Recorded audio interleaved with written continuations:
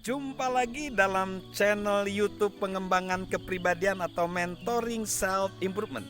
Kita akan belajar bagaimana impian itu milik diri kita sendiri. Impian dimungkinkan hanya jika kita memilikinya. Bagaimana kita menjawab pertanyaan tentang kepemilikan? Apakah impian itu benar-benar milik kita? Apakah kita bersedia mengujinya? Apakah tetap kita berpikiran sehat walaupun banyak orang yang akhirnya harus mengabaikan hasrat hatinya? Jangan, marilah kita memulai. Marilah kita menjalani hidup, karir kita sesuai dengan hasrat kita, sesuai dengan impian milik kita sendiri. Sekarang mari kita pikirkan riwayat diri kita sendiri. Bagaimana rencana, tujuan dan keinginan kita dipengaruhi oleh orang lain.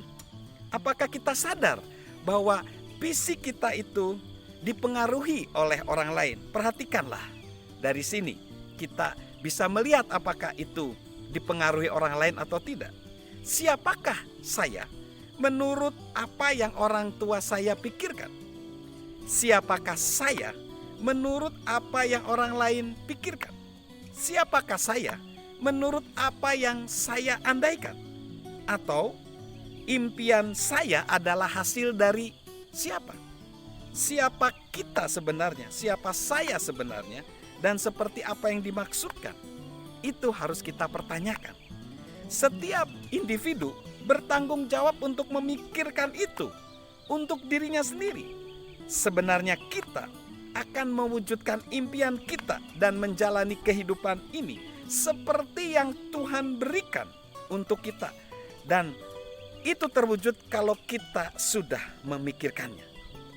Joseph Brodsky, seorang pemenang hadiah Nobel, berkata, tugas seseorang pertama terdiri dari penguasaan atas kehidupannya sendiri.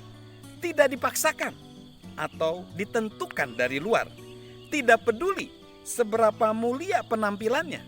Bagi setiap kita diberikan satu kehidupan. Satu kehidupan, dan kita tahu dengan baik bagaimana hidup itu akan berakhir. Patut disesalkan jika kita menyia-nyiakan satu kesempatan ini untuk penampilan orang lain, pengalaman orang lain. Itu tidak boleh. Nah, maka di sini kita akan melihat bagaimana apakah impian itu milik orang lain atau milik diri kita sendiri. Kalau impian itu milik orang lain, tidak akan cocok. Kalau impian itu milik kita sendiri, akan terasa cocok untuk kita. Kalau impian itu milik orang lain, itu akan jadi beban buat kita. Kalau milik kita sendiri, impian itu memberi sayap bagi semangat kita. Kalau impian itu orang lain, itu akan menguras energi kita. Tapi kalau impian itu milik kita sendiri, ada kobaran semangat hasrat untuk kita menjalankannya. Kalau impian itu milik orang lain, itu membuat kita tertidur. Tapi kalau impian itu milik diri kita sendiri, kita akan tetap terjaga pada malam hari. Kalau impian itu milik orang lain, itu mengeluarkan kita dari zona kekuatan kita. Tapi kalau impian itu milik diri kita sendiri, itu mengeluarkan kita dari zona kenyamanan kita. Kalau impian itu milik orang lain, kita hanya ingin memuaskan orang lain. Tetapi kalau impian itu milik diri kita sendiri, itu memuaskan bagi kita sendiri. Kalau impian itu milik orang lain, itu mengharuskan orang lain membuat kita melakukannya. Tidak, kalau milik diri kita sendiri, impian itu menciptakan, merasa kita itu memang diciptakan untuk melakukannya. Ketika impian cocok bagi seseorang dan orang itu cocok bagi impian tersebut, keduanya tidak terpisahkan satu sama lain. Ketika impian cocok bagi seseorang dan orang itu cocok bagi impian tersebut, keduanya tidak dapat dipisahkan satu sama lain.